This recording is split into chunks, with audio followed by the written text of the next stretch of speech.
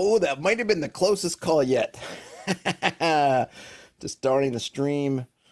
I ran out to do a couple things before I knew it. I knew I had like a couple seconds left to hop back in the chair, but I made it. Hey, Krister, you made it just in time. Welcome, everyone. This is my trying to do this monthly, and so far have been successful. I think this is number 5 in terms of Hexcrawl Q&A. Those doesn't have to be just Hexcrawls. It really can be anything. I don't have any agenda for this one. It's what I'm going to be doing is, besides talking to you good folks, I'm going to be doing some noodling in Hextml, which we looked at as part of, I think it was part 1. And we're looking at that whole list of map generators that I forget who the kind person on Reddit was who put together that whole list. I wanted to bounce in there and give it a look. So I thought, well, I'll noodle around that and we can just chat and we'll see what topics come up and where we go from there. So please send me your comments, your questions. I suppose I have my phone if you're somewhere in something like Twitter works. If you can't get in the chat, I don't know how it works. I broadcast on Twitter and it's on Facebook, it's on Twitch. I know some of them have chat utility baked in, but I don't know if Twitter does. I don't know if anybody watches on Twitter actually, but if you're on Twitter and you need to reach me, you can send me a tweet. Hey, William Warren, how are you? Hey, Ian. Glad you guys are here. Okay, let me put myself on the small screen. There we go. Actually, that works out pretty well. Apparently, this is version 9 of Hextml. I haven't used it before. I just looked at it briefly. It's always nice to have, I don't know, just competition in the space. As in terms of, between the Inkwell Ideas stuff and what's the other one? Oh, I forget the other one's name. It's just good to have more people in there. Rich asks, what currently in-print game/supplement do you think has the best hex crawling procedures? That's probably, that's a good question. I did like Into the Word. I think Into the Word and Wild, I think Into the World and Wild has a lot of really good stuff. I don't know if specifically for hex crawling, I'd have to go back into my brain and look. But I think in procedures that are, I would say, additive to the hex crawling experience, stuff about the hunting and gathering and foraging is cool. I thought that what was it, Primeval Bastionland, or I think whatever the beta had some neat stuff for hex crawling. I think some of it's going to depend on what you're looking for. If you're looking for something really granular, I think, well, I guess most of the newish supplements or the supplements kind of sort of the NSR, new school, old school revival type stuff, I think don't get super granular. So if you want something really granular, I guess, when I'm trying to dance around the bushes, it's what you're looking for. I think there are lots of systems that have give you some good, hey, we just want to kind of get moving, interesting actions, interesting opportunities for actions, adding some mechanics to tasks that we might otherwise hand wave or just kind of roll a die and go with. They'll add in there. Okay, they'll add in some stuff. I think Shield Dice, in one of their things had some stuff for this too. Hey, you want to hunt? Well, here's how we can kind of mechanize hunting. You want to do foraging. You want to have kind of almost mini games, right? These kind of elements that you're sort of adding on top to it. Instead of just going, okay, we're going to camp for the night, make your meal. We're going to turn that into something. Now, some folks might think, I don't want to do all that. And some groups may not be into it either, but I think some groups may be into it. And then you can kind of add those things in. And then, of course, I haven't seen any of the rules do this, but then you could also think about how these things how you might mechanize them even further into things like giving people class benefits. If you're going to have a hunting mini game, if you will, then maybe if you have a ranger style class, you could give them some advantage into that hunting mini game, which I think is cool, or something else. Or maybe you want to have a class that's good at cooking. Maybe then you want to make it a bard thing. You could be a bard from the culinary college, and so those extra benefits you can get from cooking different animals and different things, or skinning them or doing their parts. Maybe you can make that in terms of ranger or druid or bard or whatever. So they give you a lot of things like that. I haven't necessarily seen a book that I think has kind of given rules that are vastly different than what you can just basically get in the expert set or in AD&D, and just in terms of moving hexes. Usually I see a few things, which is basically changing the way you basically do the math. Kind of, well, okay, we're going to say instead of saying how instead of measuring in miles and then doing some on the fly conversion of miles to hexes, we're just going to say you move X amount of hexes per day or some segment of hex. Or I think one of them that was kind of neat, but I haven't used it, but at least it read being neat to me, was saying, okay, you basically have like a threshold of, you have movement points kind of, and then hills will cost you 4 movement points to enter. If you have only 2 points left, you can't, then, okay, you're going to have to stop for the night there. And that was another way of just kind of abstracting even a further level sort of the mileage. But I haven't seen too much really different systems to say like, oh my gosh, this is completely different. It's to me, it's all about, this seems to be kind of a fairly standard base hex movement, hex crawling, procedure. And then people are sprinkling taking a little bit off here, adding a little bit on there kind of as they go. And then it becomes kind of choosing what you want. Of course, the great thing with most of these systems are very modular. So if you like, you don't want to do everything from into the weird and wild, you can just pull out, oh, their hunting thing and just use that and add that in. Or, oh, I like that threshold movement thing, but I don't want to use the other parts of that system. Great, just use that. Richard Cork says, why not let the assassin cook? Yeah, indeed. And they might not even poison it every time. Raid LC's, Forbidden, William Warren mentions read along a Forbidden Lands, but nobody's actually come back and asked me to finish it. It's always weird. I feel like I've left this thing hanging out there that no one seems to have noticed, or they've all moved on. So I don't know. It's probably been a year, 2 years since I did that. My goodness, so long ago. Probably just need to start over fresh with that. So Raid LC, hey, Raid says, Island Crawl, City Crawl, Seafaring Crawl are all a lot different than basic Wilderness. Oh yeah, in terms of, sure. I mean, I think that's why they give them different names.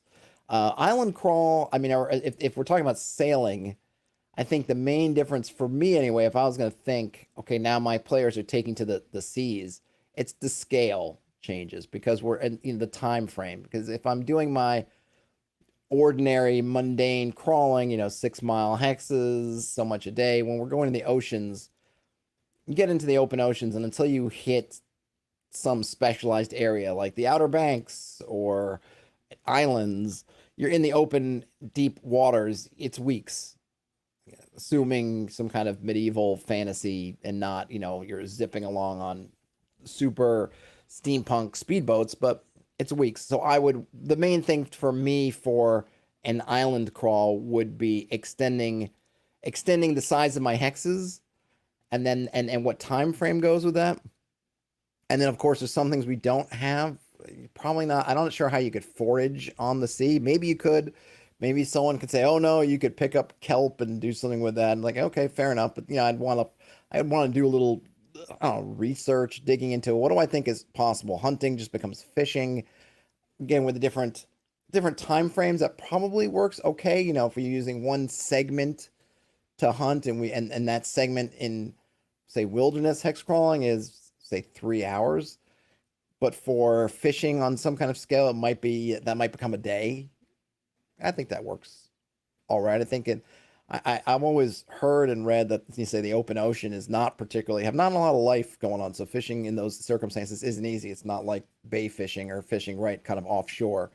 Not a lot out there. So that kind of makes sense to me, at least in my brain. And yeah, you have to adjust it. Of course, city crawling, urban crawling would be different, but I think you can kind of map things. To me, it's mostly about that scale. And a city, an urban crawl, unless it's some kind of, the city's the size of the planet kind of thing, then your scale's shrinking. So instead of looking at it and thinking, well, 6 miles for a given stretch of wilderness, maybe that turns into a mile, half a mile, quarter of a mile. I mean, if I really like kind of cities still on the smaller side. I feel like with fantasy cities, people tend to kind of blow them up, still pretty large, like modern cities, but they're just fantasy. I tend to shrink them down a lot. So I might think for something, a medieval city, in my mind, maybe a quarter mile would be a hex, which would equate to some kind of neighborhood, or that could be a neighborhood. A neighborhood would be kind of a stand-in for your terrain, and it would have certain things attached to it. So that's, but yeah, I mean, if you are changing changing the nature of the crawl from, say, a wilderness crawl to a dungeon crawl to a sea crawl, island crawl to an urban crawl. Yeah, there's definitely going to be adjustments to be made. Frederick says ocean return reduces the encounters in open waters and increase in harbor. I don't know if they would increase in the harbor, but yeah, definitely. I think once you're in the harbor though, you're not really in the crawl anymore. So I wouldn't. I don't think I would engage in my sea slash island crawling rules until you're kind of out in the open ocean, offshore into international waters, as they might say. Hey, Terrence and Terrence, happy birthday! Happy birthday to Terrence. By the way, everyone give Terrence, aka Roman Lives, some happy birthday cheer. Hey, Brian Smith. How about a pub crawl? Yeah. You know, I don't think I've ever actually been on a pub crawl. I don't think I've ever done it. I don't really, I mean, granted, I'm not a drinking man. And not because of any highfalutin reasons other than I generally, I dislike the taste of alcohol. And I've tried many a thing and it just never found something that didn't cause my taste buds to shriek in protest. So I just stopped trying. But so I've been to a lot of bars, a lot of friends, all that kind of stuff. I just never drank. And speaking of drinking, this is more of my homemade homemade hibiscus tea, which is excellent. Or I should say infusion. There's no actual tea. I'm that stickler that, you know, I don't like to call things a tea unless it actually has tea leaves or, you know, the extract of tea leaves in it. So it's I'm thinking France in French, they would call it a tisane, but I think we call it infusion is what they will sometimes call it. Terrence says he's crawled out of a pub. Does that count? I would pretty much count. Hey, Krister. All right, we're in the teetotaling club. Frederick mentions tavern trawling rules and back swords and bucklers. Haven't read that. Uh-oh. Ian got nailed by Nightbot for something. Anyhow, yeah, I don't know what I would do. The urban crawl to me is interesting, and I've read some stuff about Tollus play reports. You know, it'd be something interesting to delve into. I'm not sure. I'm not sure how I would deal with it if I had to deal with an urban setting that's my main location. You know, it's not just a place that the company is kind of getting a reprieve from the wilderness, but it literally is, in a sense, the wilderness, the concrete jungle, as they say. Oh, Ian passed the emoji quote. I didn't realize there was one. Basil wants to know, is Hextml free or paid? It is free. So let's do something here just before I get back. It is free. It is Patreon. You can support it via Patreon, but I believe it is free. What can I do? There's something to do random. I want to just generate some random stuff. There we go. Generate a random map. Okay. How do I change the size of the map? 2, 3. All right. All right. I didn't mean to change that. Okay. Let's see. Yep, Krister says it's free. It is free. I believe it is free, Basil. I don't even think that they are. I want to say that I don't think that they are gating it. In other words, I don't think it's freemium. Is maybe what I'm trying to say. I think it is just free, and I think that you can support them via Patreon, but you have everything you need free. I'm not sure if they do something like have early releases of extras. Would like to know what are these icons? Export to image, great, but I don't want to do that. Open, no. Save, no. What's that? Change language, no. Some of these icons, the colors on the black, what is that? Collaboration or, okay, so one nice thing is I guess you can code in some kind of collaboration mode, which is multiple people could get in here and monkey around. Sync view, I don't know what that is. Change grid shape. Show height hex border, hex spacing. All right, you could put on fog of war. You could show hide text and icons. You can show or hide notes. Black and white color mode. All right. I kind of wish the color mode, maybe it's because it's in a dark mode. I'd like the color mode white background and black lines, but that might be. What is this? GM mode. Welcome to HTML. Oh, okay. So let's make this a little bit bigger. 9 by 12. Let's call this, let's see, 18 by 24. Adaptive size, set size. Is that too big? Well, at least it fills kind of the screen. All right, can we clear? Clear. Oh, nice. Generate. Okay, there we go. Rich says that Tollus is one of their favorite D&D settings ever. Multiple dungeon options in town, faction play, intrigue, mysteries, all the good stuff. Yeah, I haven't read it. It's one that's kind of want to read. I've just read some play reports of it, but it's hard to know. I don't know what was. I guess, Rich, maybe you can answer this for me. Is Tollus just a setting, and then you just, this is it's just basically an urban setting. You do whatever you want, or is there some kind of plot, overarching? Is it like a module or one of these campaign books with some kind of overarching plot, or is it both? I really don't know. Terrence says, isn't Tollus like a one-way planar trap or something, like summon monsters don't unsummon? A roach motel for fiendish dire rats? I don't know. Rich says no. I like the idea, though. That, like, nothing can leave once you get there. It's a one-way door. All right, so I generated... So this is the 9 by... 9... What did I call? No, sorry. 18 by 24... map. It gives that, so 0, 0, right? And I'm guessing if I come down here, this will be that 23, 16. What was 19 by 24? Or 18 by 24, whatever. I don't know how the numbering goes, but there you go. Now, what kind of trouble can we get into here? So it gave us the hexes. It didn't add anything to them. There's a lot of stuff here. Okay, so this is the terrain menu. We've got our... For some reason, it kind of... I don't know. It seems funny to have these icons as circles when they're going into hexes, but I think you can actually change it to squares. There's a lot of commands here, which is good. Okay, that's just selecting. So we can just select stuff. All right. Oh, look at that. And we can go look at the details in here and add stuff to it. Is that correct? That's cool. Can I unselect? How can I deselect? Very nice. Oh, Rich says, it told us it's just a setting, lots of plot stuff going on, but no meta plot. Cool. I'm down with it. I do want to check it out. And I think I want to say they were kickstarting a new printing of Tollus. I think maybe I heard that wrong. Maybe I heard it right. I got to look it up. I do want to look at it. And when I think of urban crawls, that's kind of the one source that I think about. I'm sure there are others. I'm sure there's tons.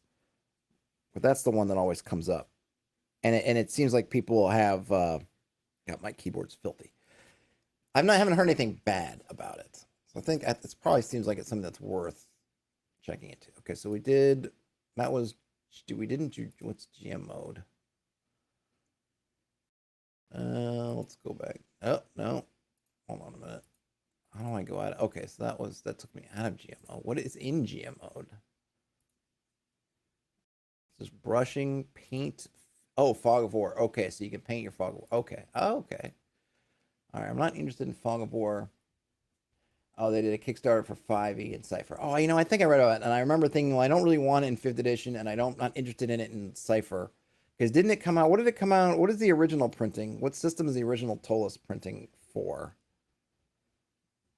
Was it an OSR system, or was it 5th edition? What was it? Or was it both?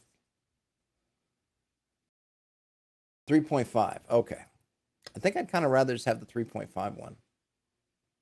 I don't know. Maybe now that those are out, I'll have to try to go the used book route and see if I can find Tollus, like the original printing of Tollus. Maybe some people unload it.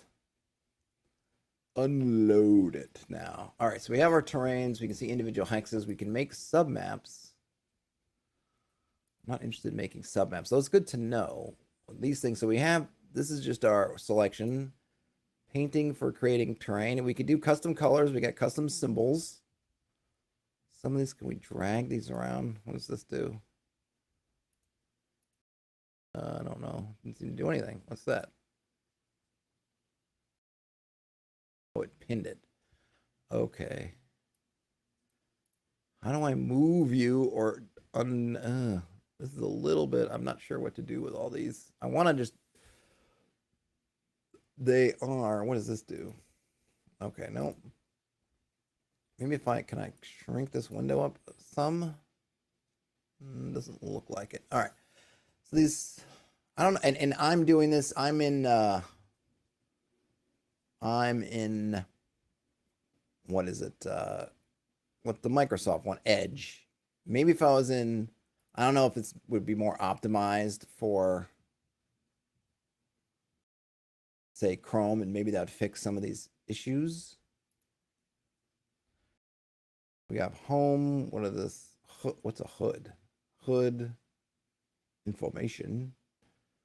A bear. Why would I want to put a bear? Big city. Cloudiness. I guess we could put coat of arms. All right, those are some interesting symbols. Can I pin that up here? No, it's still. I don't see any way to hide it. Hold on a minute. No. I don't know what to do with this. It's not. Let me get Chrome open really quick. See if it works slightly better in Chrome, because that's just a little bit off-putting. Let's see here. I'm going to go back to train. 18. What did I say? 24. Set size. Cleared. Generate. No, it's still got it. I don't know, but I can't drag this thing. That's a little bit of a bummer. Is there another way to get the symbols? I just want to be able to see them all, and I can't see them all. Maybe that's supposed to, maybe that is, okay. Version 9 is here. I saw that. All right. Seems like that might not work all the way.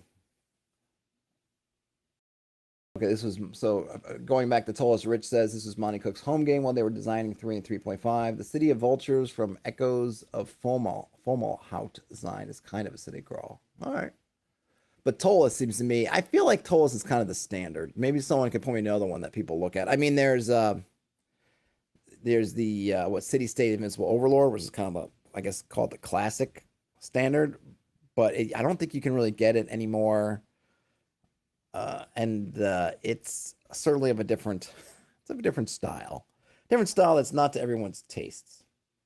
Rich says this one looks a little too random. Let's see what we got here.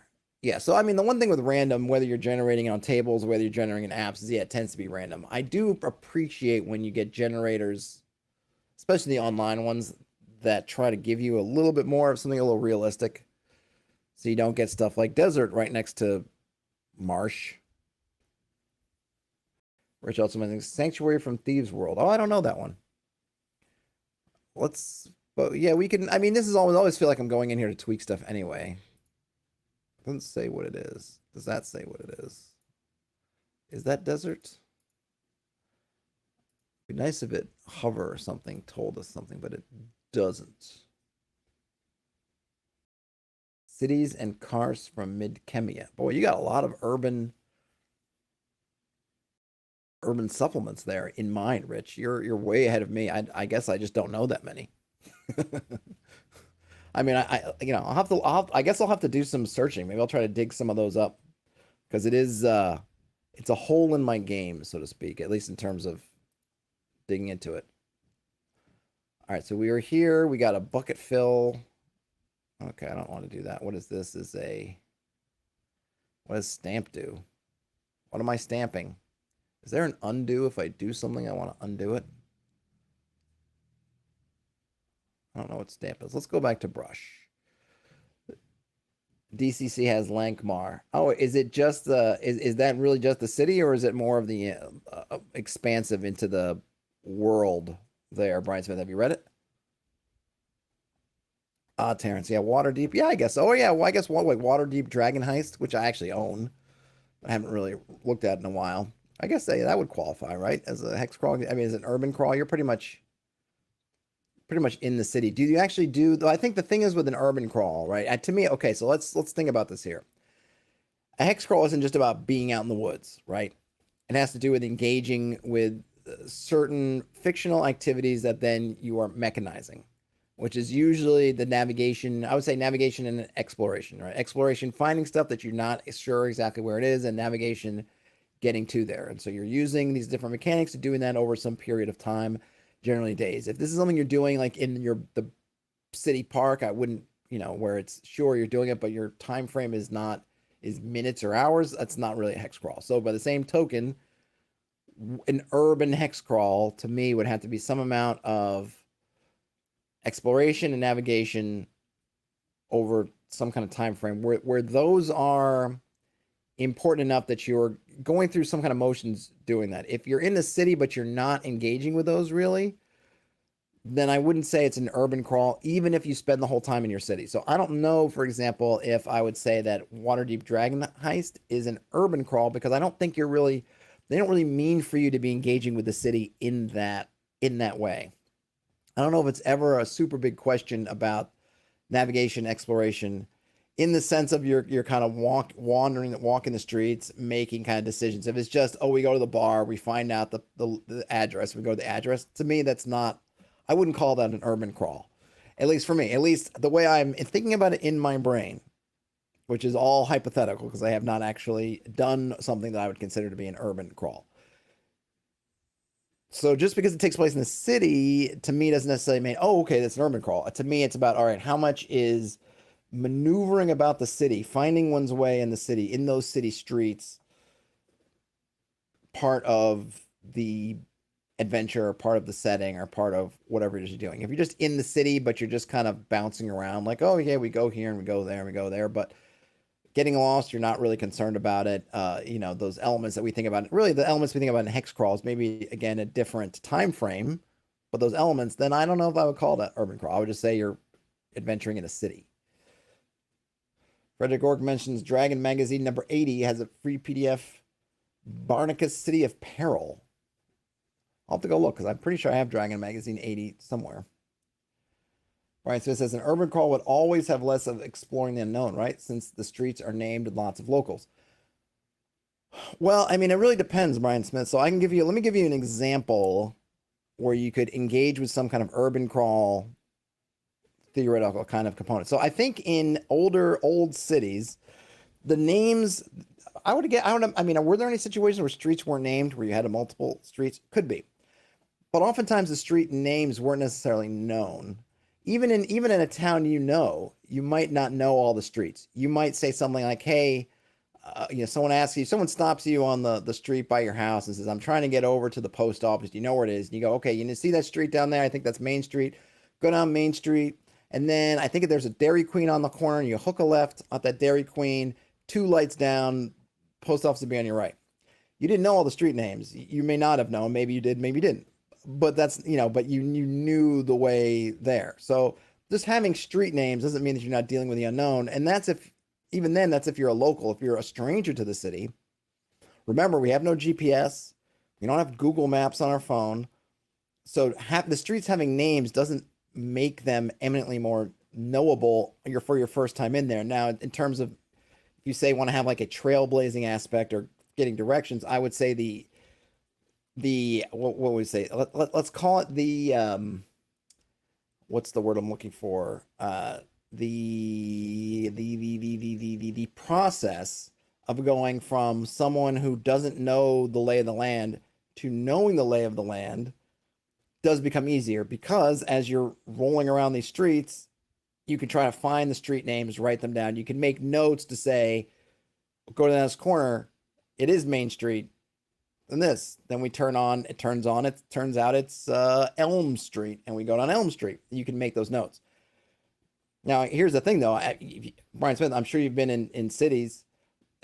It's not always easy to find the street signs. I mean, in modern cities, sometimes you're looking around and there's no street sign. It's been torn down. It's in a weird spot. It's hidden by a tree. That stuff isn't always as visible as it should be, even in a modern city, let alone an ancient kind of medieval fantasy one.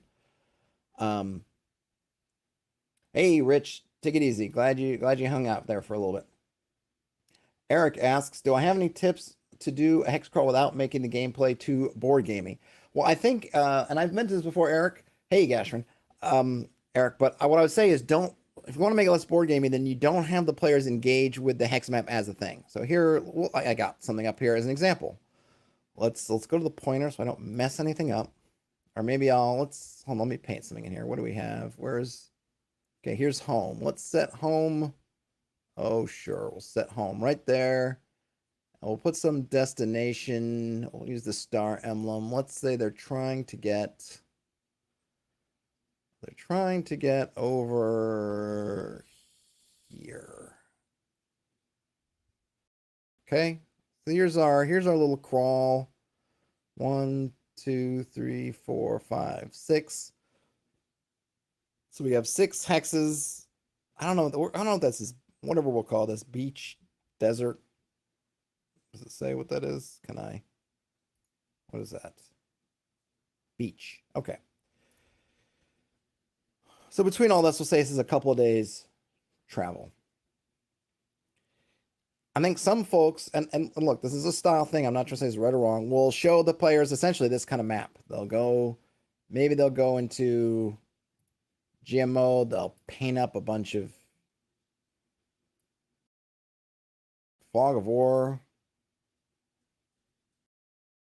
I don't know, something. I'm just gonna, just for illustrative purposes.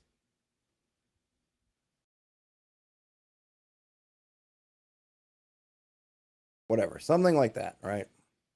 Did I cover that up? Yeah.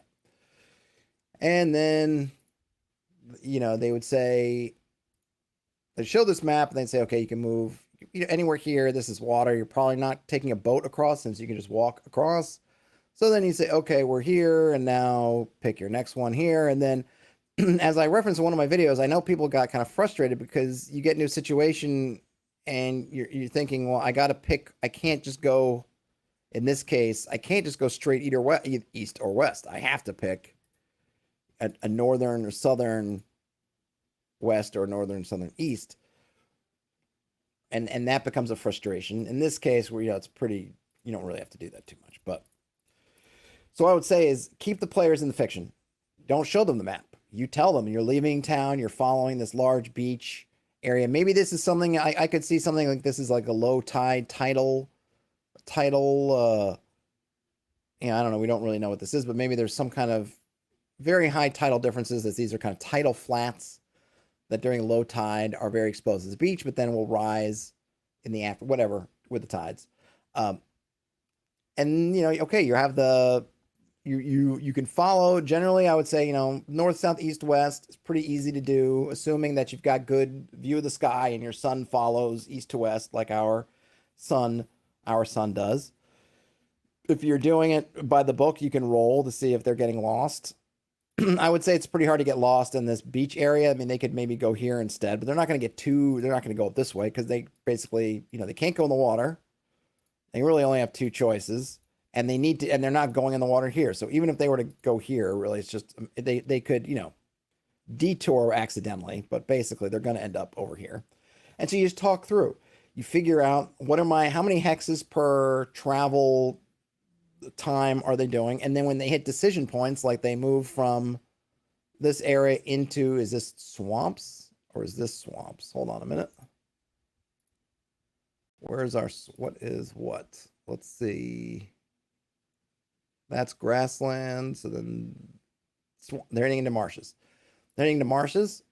So in the time of marshes, movement rate is going to slow down. They might end up more easily getting lost because it's hard you're picking and choosing trails. You're trying to stick to dry ground. So you're still trying to move south, but you could, just by hook or by crook, end up moving slightly eastward. You could. But you could also, again, you're talking to your players, you're asking about it, and maybe they want to stick to the more open water, which could have dangers and things of its own. But if they, probably not easy, because you say, look, the closer you get to the water, that's deeper and murkier. So you can do that, stay to the edges of the marsh, but it has its own dangers. You could try that. If you do that, the good thing is you're going to end up going more or less straight south because you can use that border areas. The bad news is there are currents, whatever other things. Maybe there's monsters. Maybe it's super deep water that you're not going to be able to predict its depth. That can get you. But you're talking through it in the fiction. You're not giving them, hey, move, you have hex. You can choose between, what do we got here? We can choose between hex 7-9 and hex 6-10. You're not doing that. So you're staying in the fiction, and the hex map becomes your tool behind the scenes to help abstract out their fictional decisions for the kind of things you want to roll, however you're doing that. That I think is the main thing. My players have no concept of a hex map. I don't give them a hex map. They don't see a hex map. I don't think they have any idea that I use a hex map behind the scenes. All they're dealing with is the terrain in front of them in the game, which is how I like it. That's how I want to be, both as a GM and both as a player. I think as a player, I don't want to be, I don't want to be in kind of board gamey, moving my pawn on a map. It'd be fine if we're playing a board game, but I'd prefer just to be in the fiction. And I think my players like it just fine. And then just behind the scenes is I'm tracking them. Okay, I know they're here. Oh, look, they've goofed a little bit. They're still in the swamps a little bit longer. And now they know they need to get to the woods, but now they're in this hex instead of this one. So they could end up in any of those 3 woods hexes, assuming they know they want to get to the woods. I'm assuming that they say, okay, you got to go to the mountains to the south kind of thing. So maybe they end up going over here. Maybe they end up sweeping this way. Whatever they do.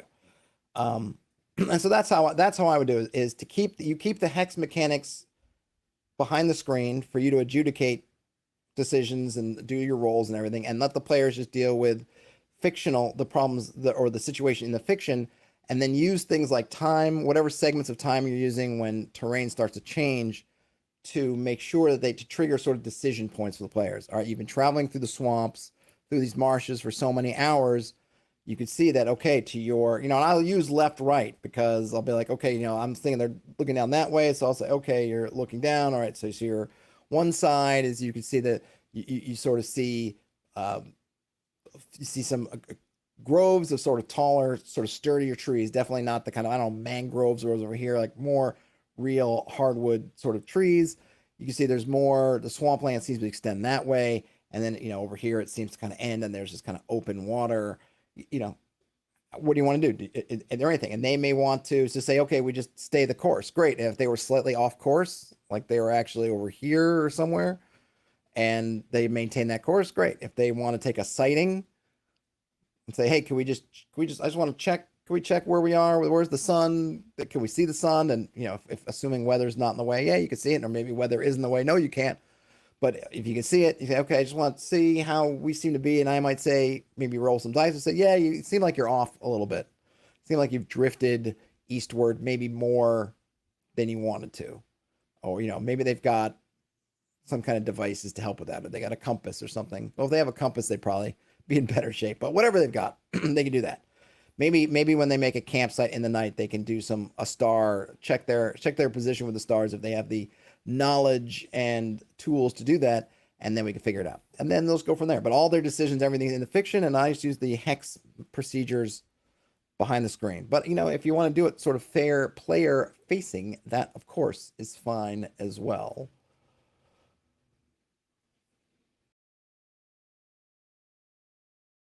Did that answer your question, senor? All right, let me go back. If I go out of this mode, no, it stays. Oh, can I clear out? Do I have to clear all that out by hand? I guess you do. I think they should change the fog. I don't know. I'm not sure what the use case is for Fog of War. I guess you can invite collaborators in here. Maybe you can. Can you have? I don't know if they have something for you can have players come in and check out the map. Okay. I did manage to clear it out, I think. Eric's follow-up question. Absolutely, Eric. Shoot. Let's see. In the game, a travel turn / watch takes, say, 4 hours on the gameplay level. Instead, how much time do you spend narrating and your players playing a turn on average? It's going to totally depend. If it's just, it could be a minute. Okay, let me give you an example, right? You're traveling. They start off in this home, and they're moving across this hex of beach. I'm just going to say that's one of your turns. 4 hours to move across that beach, let's say, plus or minus, whatever. 4 hours, move across the beach. So I'm not gonna spend a lot of time on here unless there's something interesting. There's, maybe I rolled for random encounters, didn't come up with anything. Let's just say that this beach has just been keyed as being empty. there's nothing in it or it hasn't been keyed with anything, I'll probably talk about that. If I, established earlier, these are some kind of tidal flats that they're whatever way the I don't know where the sea, where the coast is from here, but this is washes up and this is, this will cover up with water later on, but right now it's dry. And I'll mention a couple things. Since they're just leaving, I'll probably give them a reference to the time of day they're leaving in and what the weather seems to be and the wind's blowing, what the seasonal temperature kind of thing is. It's warm. It's a cool spring day. It's warm, hot. It's a warm summer day. It's a freezing winter's day, whatever it is. And, that's it. Because there's nothing really going on here. I've determined that, there's nothing here. So I'm just going to bounce over here. Now we get to the swamps. Say they end up here. Now there's a lot of interesting things. I probably might roll for an encounter again. And then whatever that comes up might enter into it. Swamps is going to be a big decision point. I want to play up. I probably play up with the fact that these marshes, it's dense. There's a lot of deep, murky water. It's hard to tell. Things get shallow and then suddenly it's deep. Like all these things, if they've heard about these things before, let's say some old so-and-so back at town warned them about the marshes, I might bring that up again. As old Bob told you, there's lots of quicksand and this or that and the other. And this is their first time in here. I'm going to really give them a lot of background on there and talk how their boots are squishing into the ground. Maybe the horses are kind of whinnying nervously. There are strange smells. It's hard to see. There's like a weird mist on the ground. And then I'll give them all that and then, wait to see what they say about it or not. And of course, that's not even including if there was a keyed location in here, like there's a ruined watchtower here, or they hear a strange noise, or suddenly some birds, a flutter of birds that breaks 100 feet away, maybe indicating that something's moving through, all that stuff. So I'll probably give them a bit more information, more info, and then more stuff. By the time they get to this second one, probably less, but again, depending on what they have. So there's kind of no set thing. I don't try to draw it out. Like I've seen some people they'll try to, some GMs will determine, okay, we've got 6 hexes. I want to spend half an hour in each hex, and each hex is going to have this. I don't do that. I think that's where you get into real boring stuff, because not all these hexes have to be created equally. Not all these hexes are going to have the same stuff in it. And when you have multiple hexes of the same terrain, unless there's some real distinguishing feature, at some point once when they enter this hex, like I said, I'm giving them all this background. When they come to this one, they've already gotten all the background. So now what's important is just what's different, if anything, from this terrain. And that's going to take me less time. And presumably this is the way they want to go. Then they don't have as much decision to make. So it's going to be faster until they come to the woods, in which case then I'll want to give another whole kind of intro of, okay, now let me tell you what these woods are like. And then, let me tell you what these mountains are like, and then so on. As they enter the swamp, I ask, what is the marching order? Well, I usually will establish marching order when they leave home. But if something happens and they've been running away, or I don't know, something, I'll generally ask them to restate the marching order. Or I will say, hey, can I refer back to the same marching order? If somebody's hurt, do you want to change the marching order? But yes, I'm always get the marching order. And the players should be, it's a thoughtful decision. It shouldn't be a throwaway decision for the players, but I think my players have come to appreciate setting out their order, their marching order with some thought. Frederick, this kind of yes, who steps in the muck first?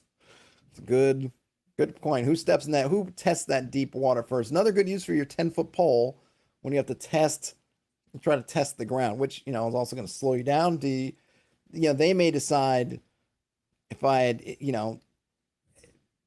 had made all the stuff here, maybe there was driftwood and stuff that they'd seen back here and they want to try to make some kind of raft or, something to do, whatever. Maybe they'll decide to change their mind and take and go in the open water over like that. Who knows?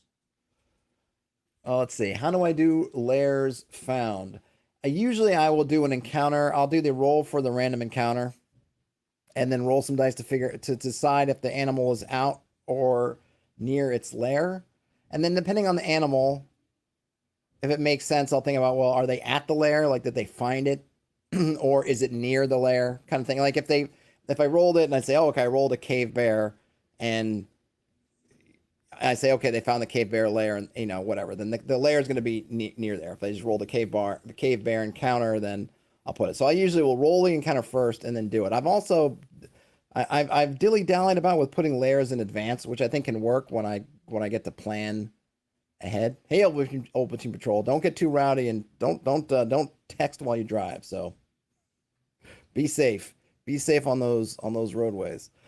So I've sort of done it that way too. I know that I think the sort of original, like the I don't know if it was Blackmore or something else, was those percent in layers. You were rolling as part of your hex. When you were populating your hexes, you would roll kind of on the layers to see if layers were there or not. But I usually will, if it's an unimportant layer, if it's something like I haven't really planned out, like, oh, I put goblins here, so I'll hand pick where I want the goblins village or whatever to be, or if there's like a dragon, I'll kind of do that by hand. But if I've just rolled up, say, an owlbear on the wandering monster, I'll use the dice of some sort to say, hey, you found the owlbear's lair is there, and if the owlbear's lair in like rocky ground or something, and they're near kind of rocky ground, I'll say, okay, well, it's I would say it's kind of in this hex area. But if I rolled up the owlbear encounter and I didn't roll the lair thing, then maybe the owlbear's traveled from like over here and it's further away. That's kind of how I do it. I think that's something that could use some, I don't want to say improvement. There's nothing wrong with the kind of systems, but it doesn't get as much because the layers are important. Layers are, I think, those things that maybe players and GMs, I don't know if it gets the amount of appreciation that it should, because layers are where you're going to get treasure from creatures who don't carry stuff on them, like an owlbear. An owlbear is not going to have a whole bunch of gold in its pockets, but presumably, or the idea is that it's killed things or come upon corpses or somehow gotten a hold of stuff.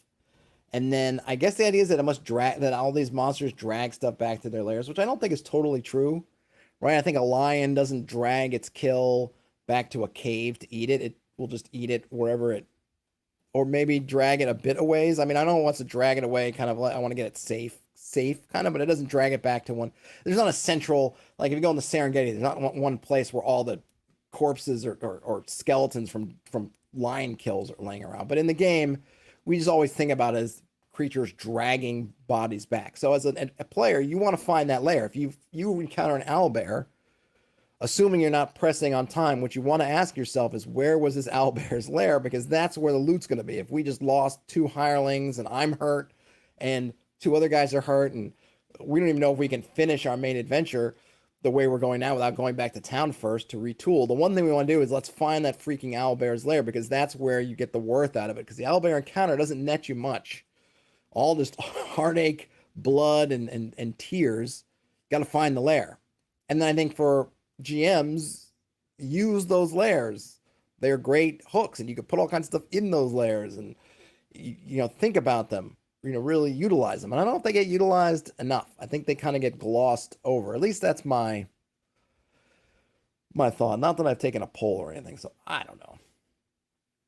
Frederick says, they had a party score a bunch of loot off a wyvern den. Yeah, I think those things are neat, and they can supply a lot of stuff, and it's a way for you to seed some loot in the wilderness.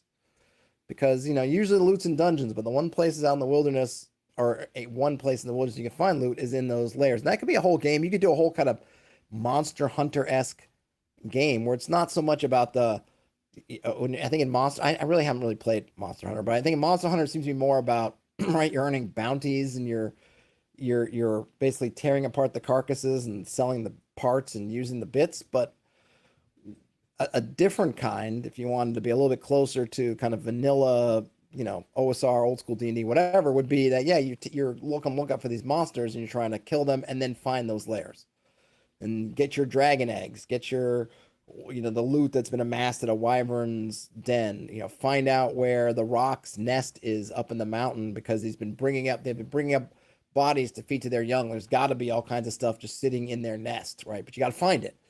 That could be a whole, really a whole game if you wanted to run it that way. And your party doesn't even have to go into dungeons. It just becomes a different kind of interesting sort of style of playing. But it requires that you as a GM and your players are paying attention to and being thoughtful about those layers and what's inside them. Frederick says another time they had a layer turn into an opening in the back of the mega dungeon. That's a cool idea. And remember, we saw that in Gygax 75. You should have multiple entrances to your dungeon marked on your map, like not even in the same hex. Like, and though they were, of course, they were talking about 1 mile hexes, not 6 mile hexes. And yeah, you could easily have a layer become a back door, or not even a back door, just an alternate access. Let me just see if I missed any questions. I don't think so. Eric, did we answer your questions? Did that help? What else can we do here? I'm in Dungeon Master mode, so I'm back to Hextml. Map settings. Yep, got that. Don't need to mess with that again. What is this? Resources. Here you can upload resources one by one or multiple at the same time. What is that? Oh, I guess it's if you want to upload some images. Some of these weird the way these things open and close. Okay, an image resource can be an image that you will be able to use as a terrain or as a background for the map. Try the opacity feature. A text resource is a map that can be imported. Okay. I don't know what that means. A text resource is a map that can be imported. Is that a certain format of map? Krister says resources are probably alternative hex images, I guess. It seems like it can be either a map or or maybe an alternate image for a hex tile, or it seems like a background. But it's not clear if you're uploading a hex map as a text file what that would look like. So we'll just skip it. We have this stamp feature. I still don't really know what that means. So you can take beach.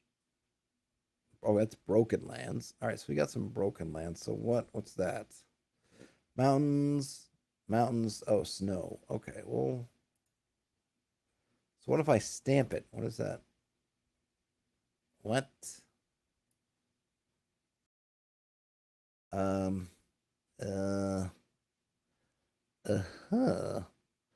not even sure. I have no idea what that. I mean, it put tiny versions. I guess that's interesting. I don't know. Is that undo? Please let me undo. No, that's rotate. Add remove border. No, please tell me there's undo. All right. What happens if I just clear it out? Can I just clear? Oh my gosh, it won't even let me clear those out. How do I unstamp? I gotta do that.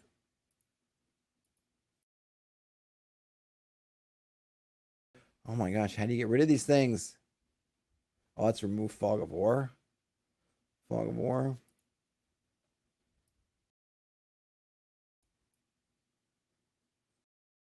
I'm trying to get rid of it. How do you do it? No. What are you doing? I don't know. I don't know what I'm doing. Frederick says there are a couple of great interviews on YouTube of Nainoa Thompson and the voyages of Hakul, or maybe Hakule. They rediscovered ancient star navigation. That's really cool. I'll have to check that out. I love things like that. Okay, I don't know what the stamp tool did besides just muck up my map. I do have some town. Okay, so you can draw a town map here. That's cool. And then you can make a dungeon map here. That's also cool.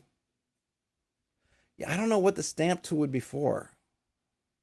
Why would I use the stamp tool?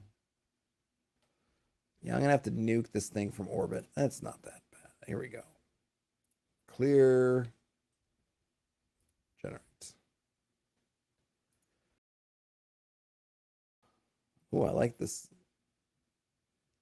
The one thing is this one's kind of cool, but why would we're kind of in an arid region and you have this volcano, broken lands, and then snow peak capped mountains. I suppose they could just be really tall so that they're snow capped, but it just doesn't make sense. Oops.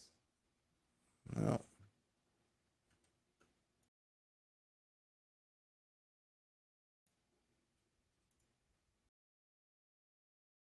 Oh, maybe I could delete home.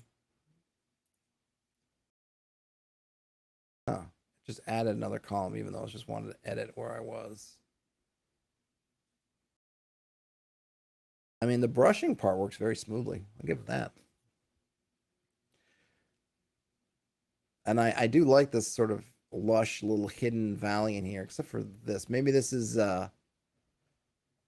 gaining elevation, so it goes from kind of this sort of wet to, I'm guessing this is what, some kind of, I know it's cactus. Is that not representative of anything? Desert, rocky. Okay. All right. All right. What are anybody have any questions as time begins to wrap up on this? I am digging this. This is at the web address for this is hextml.playest.net, hextml.playest.net. Rather good. Now, it seems like we haven't seen it yet, but you can do some kind of submaps. I'm going to try to get that. It seems like you can do resources, right? That's that adding stuff. It looked like there's a way to do notes. Show hide note markers. I don't know how to make a note marker. There's something to do here where you have this hex menu. Okay, so let's just, why would you have evergreens there? Yeah, let me, it's always I see things and then I got to fix something. Not seeing evergreens. You should not have evergreens here.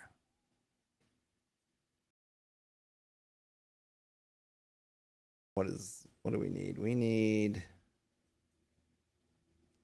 forested mountains. I don't know, right next to, no, I'm going to say it's, oh, not again with the snow-capped peaks. Come on. Let's fill that in. Frederick says I gotta try Red's Fantasy OSR Hexcrawl. Maybe you'll run it sometime. Yeah, I have a couple of those better games I need to look at. Faux show. I got a gig in there. So getting back to Hextml. I mean, the interface is fine for the most part. It's a little bit wonky, but I mean, it's in your browser. It's free. I would say this is definitely, a poor man's worldographer, but I mean, and I'm not trying to say that as some kind of insult. I mean, for being free and in your browser, it seems to be running well. I don't know if I would try to, you don't have the kind of zooming out thing. So if I put a super big hex map in there, presumably I'd have to scale around though. I found that worldographer, maybe it's just my laptop's not that great, can kind of start to chug a lug if you're getting too crazy. It doesn't have the automated kind of zooming in into submaps of submaps, but you can do submaps here. And like I was getting at here, it seems like you can do something like let's pick a hex. Oh yeah, I saw water in some of these, but then I didn't. Here we go. Let's do that. How does that work? Wait a minute, I still don't know how to undo. That would really, is that undo? Oh, there it is.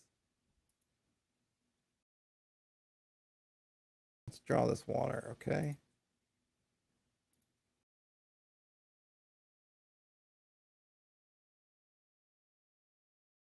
I don't know if this really makes sense in terms of water moving.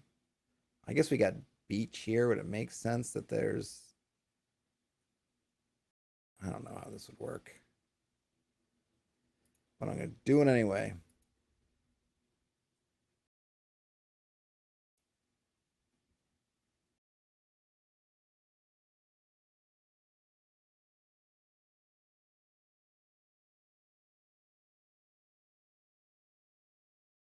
Probably makes no sense at all.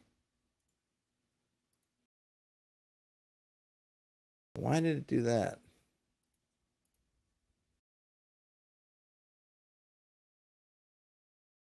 I don't. Huh.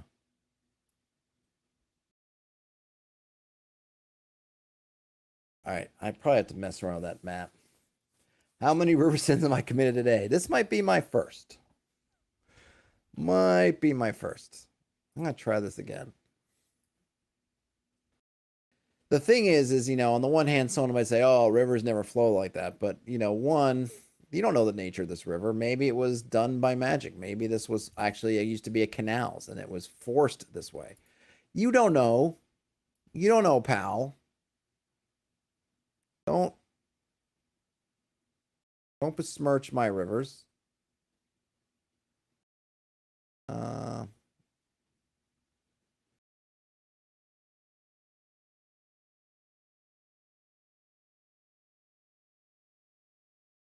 there we go. I don't know what happens. What happened with that one? Something weird.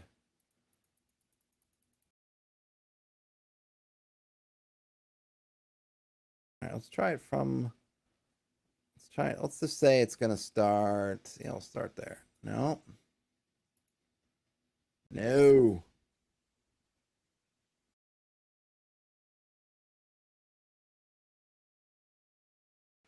Oh, you're killing me, Smales. All right, let's try this again. Starting here. Coming here. No. No. Right, we're doing river. Starting here. Why are you now selecting?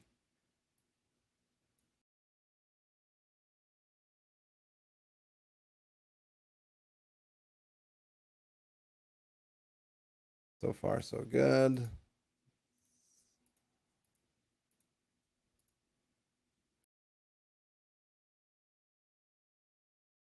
All right.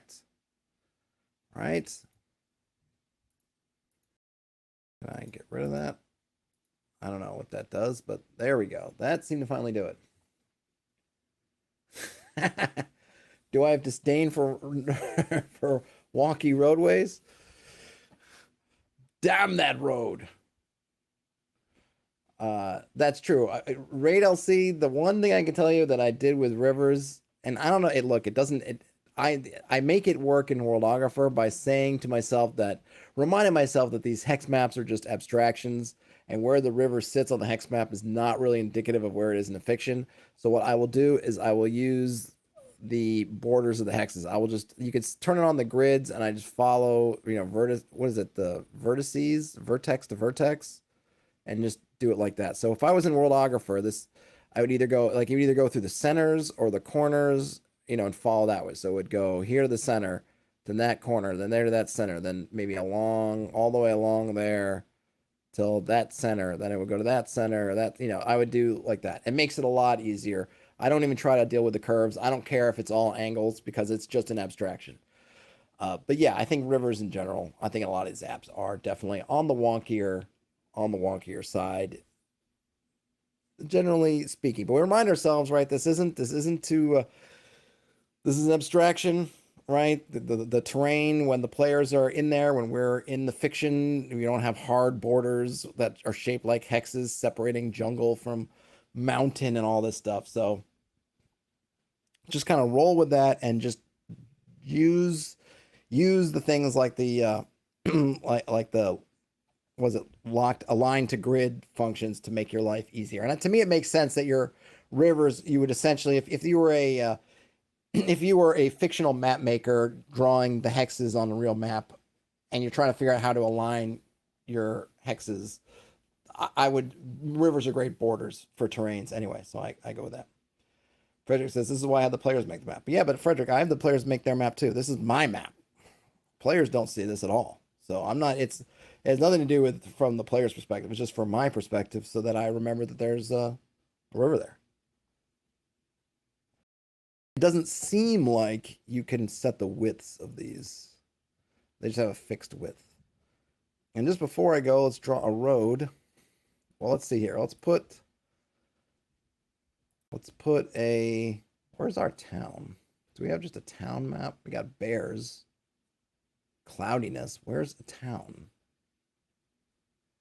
Water. I would love some better symbology for places. Just give me the classic hex stuff. Well, let's say there's a town there, and we'll put a town here. And of course, we want to connect said towns. What's that? Add a roof border. And then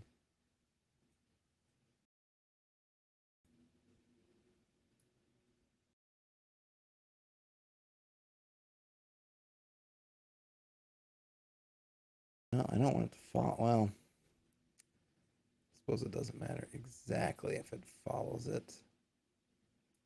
There we go.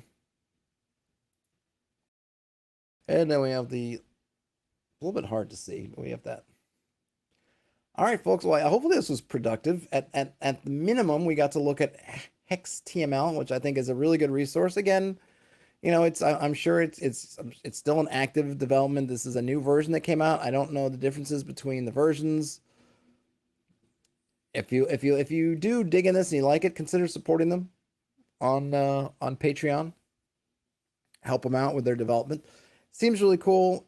I would say it's a poor man's worldographer, but I don't mean that throw any shade either worldographer or at Hextml. But I think it has similar functionality, though not quite the amount of bells and whistles, which makes sense. This is web-based versus a whole application, but I think you can get a lot done. It seems to be very usable. It's definitely you can add notes, add your roads, add your rivers. I really do like these hex symbols that are very just clean and clear. If there's one thing that I disliked about that I forget the name of that app, that web app that generated like a whole mini setting for you, I found their hex map to be really ugly and not super readable. So I just really like this. You can add your notes, I think, in here, right? We could take this town, right?